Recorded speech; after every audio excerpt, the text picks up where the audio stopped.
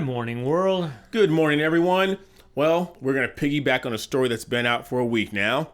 If you've been watching the news, Fashion Week was in Paris, and Ye, formerly known as Kanye West, and Candace Owens shocked the world as they both wore matching sweatshirts that said, "White Lives Matter." And I'm here right now to tell you what this show's going to be about. I'm going to say it. I'm not backing down. I'm doubling down. I'm agreeing with Ye and Candace. White Lives Matter. Stay tuned. I'm Cedric. And I'm Brian, and this is Cedric and Brian.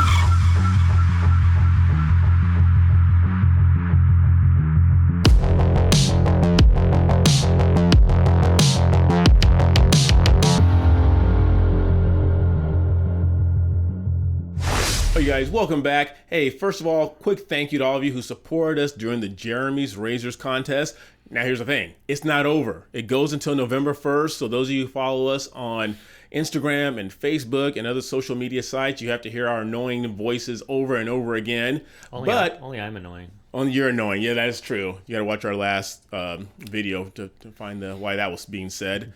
But for those of you that took advantage of the 40% off deal that ended yesterday on Wednesday, thank you very much. But it's not over yet. It's a quality product. So the link is here on the bottom. Go to our Instagram, go to our Facebook, click on the link, and get yourself a quality weighted razor, replaceable blades, shaving cream, aftershave balm, the entire works. You won't be surprised. And the clickable link is in the description of this video. Yes, it is. Yes, it is. And here's the thing about the razors. They're for white lives, black lives. They're for all lives. So get your razors today. Okay, let's get into it. So if you guys weren't aware of what happened last week, Kanye West, he's doing like most artists now. He changes his name every year or so to make it more marketable. He goes by Ye now. That's like Diddy. How many Diddy, names did he have? P. Diddy and all that other stuff. And his buddy, Candace Owens, who we are very, very fond of, they walked into Fashion Week in Paris with a sweatshirt that on the back said, "White Lives Matter," and the internet completely shut down. So I'm going to speak on that a little bit. I can't talk on this. Sure you can. Cedric told me I can't talk on this. Why did White Lives Matter cause such a meltdown? It shouldn't. Because it's like saying Black Lives Matter, and I get this comment a lot. It's directed toward me in the comment section. And people normally say, and I'm going to paraphrase, well, Cedric, you understand, people aren't saying that Black lives are more important. They aren't saying that they should be on a higher plateau. They're just saying that Black Lives Matter too. Because Black lives are not being treated as fairly as other lives. And I always respond similarly with the same comment, like, according to who? Mm-hmm. What entity, what person, what is out there that is showing that Black lives don't matter? Brian doesn't know this, but you guys stay tuned. I spoke with my cousin who spent 30 years in jail. I spoke with him earlier today, and we had a good 20-minute conversation about this. And I also spoke with a friend of mine who works in the prison system, who is a black gentleman, and he gave me some feedback as well. The reason he's doing this is because on our Joyner Lucas, if you didn't see that video, one of the characters in the song says that all lives matter is a counter protest to Black Lives Matter. And we made the comment, no, all lives matter encompasses everybody, but they still come back and say what Cedric just said about Black Lives Matter also, because I guess they think people think that Black lives don't matter. So before you start on this, the White Lives Matter, I think they did purposefully because the All Lives Matter has been played out. So now they're going to just say, hey, we're going to put it in your face then. If you think Black Lives Matter is okay, then we're going to say White Lives Matter. But here's the thing. Both statements are true. I know, but because White Lives Matter. But you can only say Black Lives Matter. No. Or Asian Lives Matter. Or Hispanic Lives Matter. Yeah, you just can't say White Lives Matter. So Kanye, he said, he sent out a tweet, and maybe I'll send it to Brian, maybe I won't, but he said, everyone knows that Black Lives Matter was a scam. Now it's over. You're welcome. Very short, very succinct, to the point. And here's the thing that I've challenged a lot of people about in the comment section is that it is hard. It is hard to swallow your ego and say, oops, my bad. No one likes to be taken advantage of. No one likes to be bamboozled. And there are thousands of people out there who have to know beyond the shadow of a doubt now that Black Lives Matter was a scam. Patrisse Cullors, the founder of the Marxist organization, who in the very beginning said their number one goal is to tear apart the nuclear family.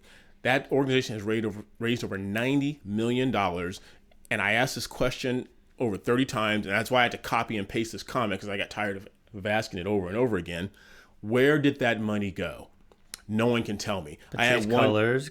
Priest Colors has three or four mansions. There's a guy just last week in Boston, one of the executives there. He just got busted for money laundering. People started their own little ghost organizations with the money. But none of that money went to help the Black lives in some of these Democratic cities like Baltimore, New York, L.A., wherever it may be. But no one can say, this is where the money went to encourage and help and build up Black lives. But we know it went to the campaigns of Democrats. We know that. Yeah, absolutely. It was funded by the same organizations that fund the Democratic Party. Yeah. So that's why he's saying it's a scam, for one. Yeah. And here's the thing, the Black community, and I called one individual out because normally I'm the calm, cool-headed one. This guy's the, what do they call you? I know what your sister calls you. You're the idiot. Anyway. Wow. But we got bamboozled, and I'm going to say we, as a Black person, as the Black community, we got bamboozled into wearing the George Floyd T-shirts, the Breonna Taylor sweatshirts. When you say we, he doesn't mean we. I don't mean we. I'm including myself as part of the Black population because, as you know, they all want us to think we're all part of groupthink. We're a monolith, and the simple fact that I think independently makes me a sellout and a coon and all that stuff there. But they got us. We are one issue voters, and if they can get us riled up and fired up over one issue, which they did, George Floyd, that lasted forever. Before that, it's proceeded with Michael Brown and with the whole hands up, don't shoot fiasco. And we got taken to the cleaners. They got us fired up. They got us excited. It was like our own little Super Bowl, our own little country club. And we got to get behind this movement that white people put upon us. And there was no outcome of it. And just so you know, so you're watching this on Thursday. We're filming this on Tuesday. Candace Owen last night released her show on the Daily Wire, which if you use our code, you sign up for the Daily Wire Plus, and you can watch the Candace Owen, the greatest lie ever sold or something? Yeah. Something like that. Yes. It's a whole thing about Black Lives Matter. Yeah, she's going behind the scenes, and she is just ripping them apart, and that's okay. And she's doing it not... I'm sure she's going to gloat a little bit, but I don't think that's Candace's purpose. She wants to tear them apart to show, like, America, and specifically Black America, we've been taken advantage of. You were sold a bill of goods. You were sold some fake gold. It was a total Trojan horse. And no one is able to say, you know what? Dang, we got taken. We got. That's embarrassing. I understand it. But there's still people that stand behind that saying and that narrative that you were talking about, how they still think that Black lives don't matter to most people. So they still have to have that saying, maybe not the organization, but the saying. But I know how you feel, that it is segregation. Just that statement right there is segregating people. And that's what the Democrats do from the top down, though. They divide and conquer. Yeah. So it's all part of an agenda. And for those that don't think it is, and they thought it was this organic thing because of George Floyd, they're idiots. Yes. So you think I'm an idiot? They're idiots. I don't always call him an idiot. So there was a George Floyd, I'm a condescending asshole. Condescending a-hole, that's it. That's right. And the George Floyd incident led to the rioting and looting of all the major cities in 2020, and it was okay. And as we all know, we all made jokes about it. They were always viewed as peaceful protests. And they would go up to white patrons who were sat at outside cafes, and they would take their drinks and make them bow down. And the thing that really bugged me were the white people that said, yes, you're right. They got caught up in it as well. I know I shared this story once before. Where we live, we go out to the wineries, and I think it was like toward the end of 2020, we got off at the main thoroughfare to go up there, and there were literally 40, 50 signs, BLM. Not one Black kid was in the group. It was all white kids, and everyone got taken to the cleaners on this. Because they play on white guilt. So that whole movement also played on white guilt. Right. And right. So, that's where most of the funding came from also. And again, it didn't go to the Black communities that these white liberals thought it would go to. It just funded either their Democratic politicians, or they funded some nice houses for some corrupt people. Yes. And this was Kanye also said this because Tucker Carlson, if you haven't seen that interview that Ye did with Tucker Carlson, it's incredible. He does a great job. And Tucker asked him, like, why doesn't this bother you?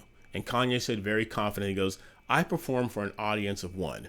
I normally don't throw the whole religion thing into this, but I think it's appropriate here because in Galatians 3:28 it says, there is neither Jew nor Greek, there is neither slave nor free, there is neither male nor female, for you are all one in Christ Jesus. Now, for those of you who don't believe in it, that's fine. There's some truths in the Bible, but basically they're saying here is that all lives, that includes white lives, all lives matter. We have to, and even here in the Bible, they're talking about we need to get away from identity politics. Stop putting yourself in this hole. Like, well, I'm a Jew, or I'm a Greek, well, I'm this and I'm that, and I'm the first gender, and no, we are all people, and if we don't start acting like that, we're going to lose this battle.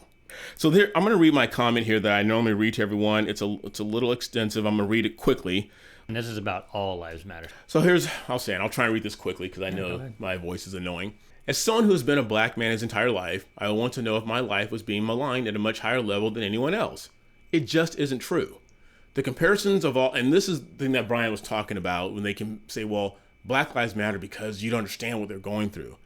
And I said the comparisons of all cancer matters, all buildings matter, in reference to 9/11, all whales matter, etc., are weak arguments to prove blacks are being killed at an alarming rate compared to other races, because I have yet to see a group of people or a system that is attacking the black community. I just don't see it. Blacks do that on their own. If you look what goes on in cities like Baltimore, Detroit, Los Angeles, and Chicago every night, the blacks are killing each other at an alarming rate, but you're not allowed to say that quiet part out loud about what about black on black crime, because people will lose their mind. And then I gave some statistics here, and I'll give you the link if you guys want to look it up. In 2020, 459 whites were killed by police compared to 243 blacks. In 21, 302 whites were killed compared to 177 blacks. And to date, this year alone, 2022, 109 whites were killed by police compared to 58 blacks. And then I go on to say, I'll address the normal rebuttal before you even ask it. When people say, quote, but Cedric, blacks only comprise 13% of the population, whereas whites comprise over 80% of the population, so they should be at a more higher risk based on the numbers. Again, that is a weak argument because statistically speaking, blacks commit over 50% of the crimes. So that should put them at a higher risk of being murdered by the police. Me personally, I've had several interactions with the police, and because I put this in capital letters, because I complied with the police, as opposed to enraging them or engaging with them, I'm alive to write this comment today. It was a few months ago where I texted you and ridiculed you because I just got away with another ticket. Yep. It should be noted that in the last 7 to 8 interactions I've had with the police, I've only received one ticket. How many did I deserve? I deserve 7 or 8. Because the individual was simply doing his or her job. Finally, I usually get the response that I'm grabbing these statistics out of my butt, but I'm just not that intelligent. Mm-hmm. Below you will find the source I got the murder numbers from. And if you don't agree with them, you're more than welcome to do your own research. And people hate when you pull out the numbers and the statistics and show them. It's just not true. And it's what I've been saying the whole time. It's the whole thing about the Black Lives Matter is just all based on a false premise. And people still say that. Well, we had to do it. They matter also because of these statistics that Cedric said. If you just turn on mainstream media, you are going to think that it's just a true narrative that black people are disproportionately, one, killed by police, which they aren't, treated poorly. Again, people will treat you how you treat them. So what's killing the black population? It's not the police. As a matter of fact, if you guys know, if you live in a major city, police, they're being told now in their debriefing sessions that if you see a person of color and they're involved in a minor infraction like a expired tag or a broken headlight or not wearing a seatbelt or jaywalking, don't engage with them.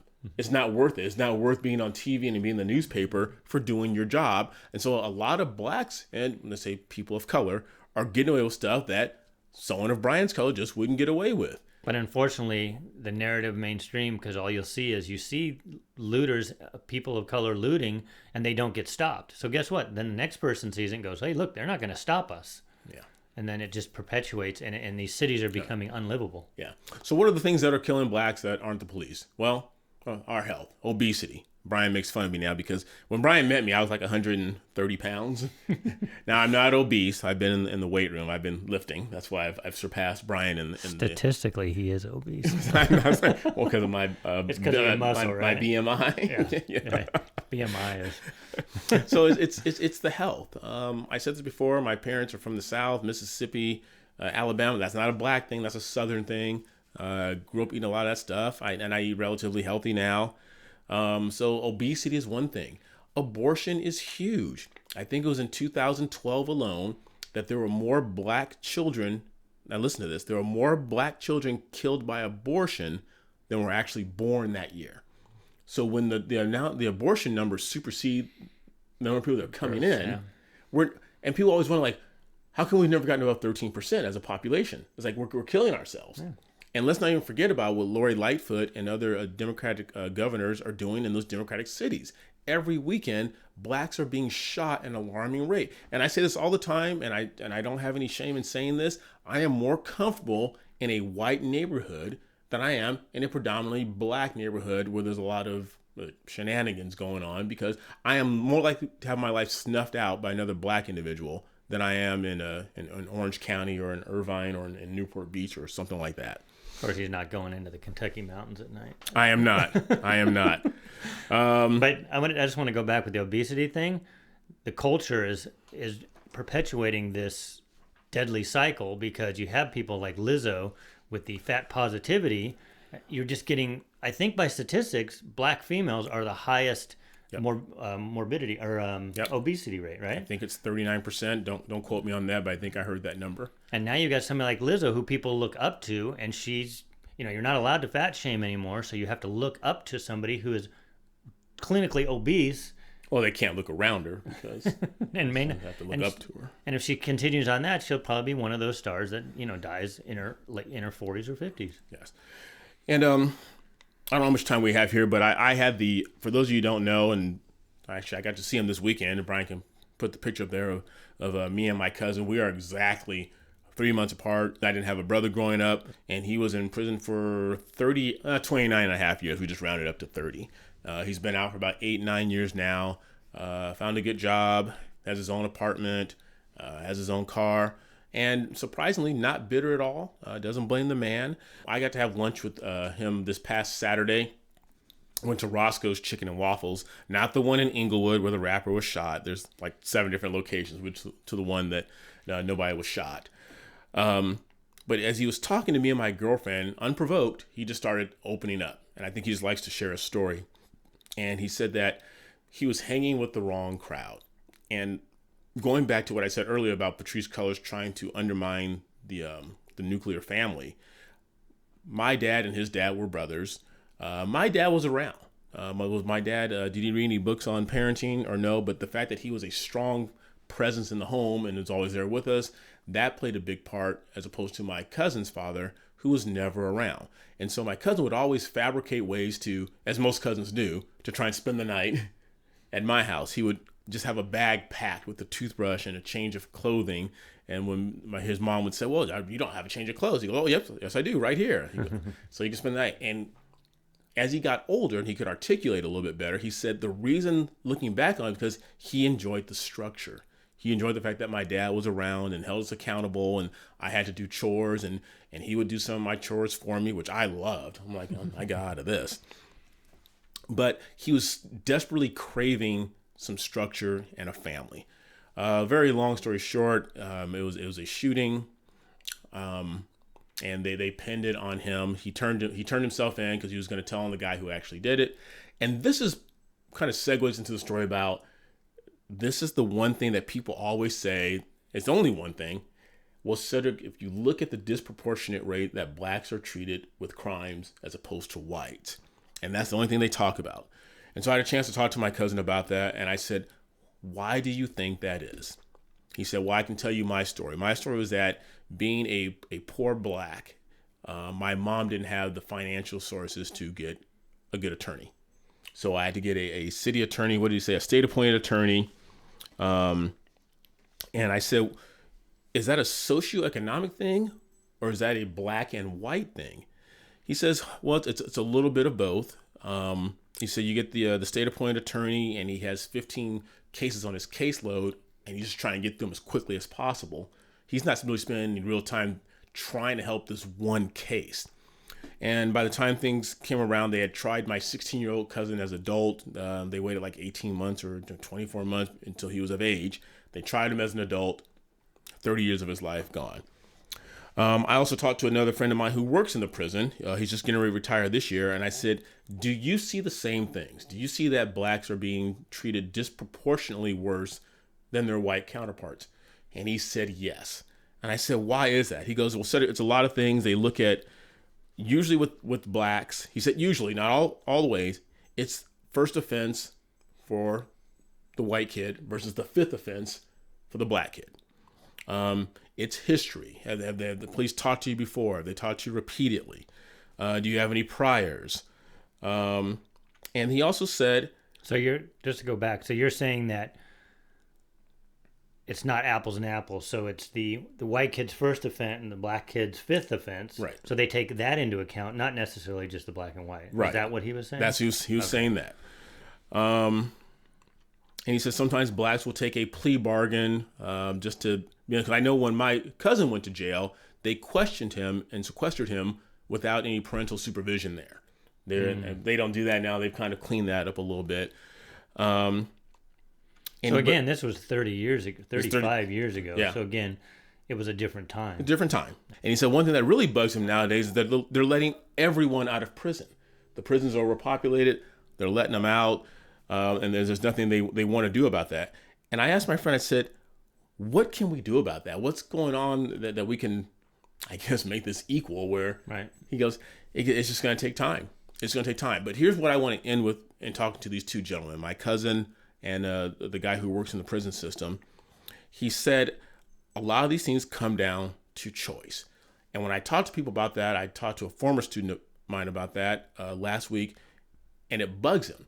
And he said, well, Mr. Benson, why is it that so many blacks are going to prison at an alarming rate more than white?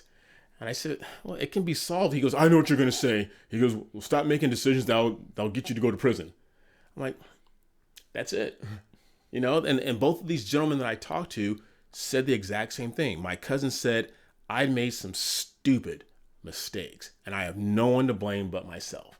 And yeah, and maybe it is. And I don't know the reasons. Maybe blacks do get railroaded a little bit for the similar offense. If I commit an offense and Brian commits the same offense, will I get more time? I don't know. I probably say no because Brian has a history and he has more priors than I do. And I don't get out of the tickets like this guy. Yeah, he doesn't get out of tickets like I do. But here's the thing, and this is going to sound so simplistic, and I don't mean to trivialize it, but stop breaking the law. And I know that's easier said than done. But I also think it goes back to education. We know that the schools in the inner cities just aren't up to snuff. And what you bring up all the time is school choice. And unfortunately, especially in California, the unions just have a stranglehold on everything. So we'll never get these poor kids, whether black or white, able to go to a different school because the system is rigged. So they'll never go like they have in some other states where you can take your tax money and then take your kid to a better school. Mm-hmm. California is just, it's not going to happen. Well, right now, if you look in like LA Unified, and I'm sure some other Democratic cities as well, 74% of black males are reading way below efficiency level. They just don't read anymore. And I always talk about this is like, if you look at some of the doctors that are coming over here from Nigeria, and they treat education the same way we treat athletics over here. Yeah. They're serious about it. They hold it in high regard. Over here, all of our, and I'll say our black kids, they will put everything behind football, basketball, baseball, things like that. That is their passion, and every kid wants that scholarship. Or they're raised in an area where they just think that all the drug runners are making all the money. Mm-hmm. So if they aren't good in sports, guess what? Yeah. Forget education, I'm going to do this. Right. But again, that's a cultural thing, not a color thing, because when you get these people coming from Africa and they have a whole different mindset, we know it has nothing to do with the color of your skin. And that goes back to the whole thing on, are people getting railroaded for the color of the skin? Well, then how come the people coming over from Africa, the first generations, are so successful if it happens to be the color of their skin? And that's just the question I have here. And like Cedric, I think the same thing. I think there still is this bias, but you have to go back. You can't just say there's a bias because of the color of the skin. Why is that bias there? And a lot of it is, if you go into these communities and you see the way that authority is treated by the youth, they're going to get treated worse because they're treating people worse. Yeah. And again, it's unfortunately, those are the statistics. Yeah, absolutely. Well, like I said, we just want to touch on that. We've probably gone way over our time. Yep. It was one of our more lighthearted ones, but I just want to shed a little light on that. Me knowing a couple of individuals who are in the prison system. One works in the prison, one went to prison. You mean some real black people? I know real black. People don't believe that. People deny, like, you don't know any black people. I'm like, yeah, I said, believe it or not, vast majority of my family's black. He's blacker than Barack Obama. He's only half black. He's 100%. Right? My goodness, jeez. Well, I hope you guys enjoyed that. And then pimp our contest again, so that Yes. even better than the ravers, get the razors, but then you got to watch Candace's special. So if you don't have a membership right now, use our link and you're going to save on the Daily Wire Plus, and then you can watch Candace, and you can watch What is a Woman by Matt Walsh, which is a great show. Yes, and if you don't buy the razors, I may make some poor choices and end up in prison, and it'll all be your fault. So buy the razors. All right, you guys. Make sure you like, subscribe, ring that bell, and please continue sharing our channel with everyone you know. And I'm just going to say it. I started this episode with this. I'm going to end with this. White lives matter, and all lives matter. Thanks, man. Except for Brian's. Until next time, I'm Cedric. And I'm Brian. We'll see you later.